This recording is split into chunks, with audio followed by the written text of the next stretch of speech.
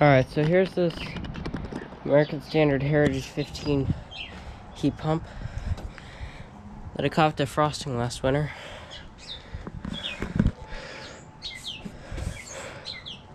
I'm pretty sure that's an Alliance Scroll 2011 5-ton.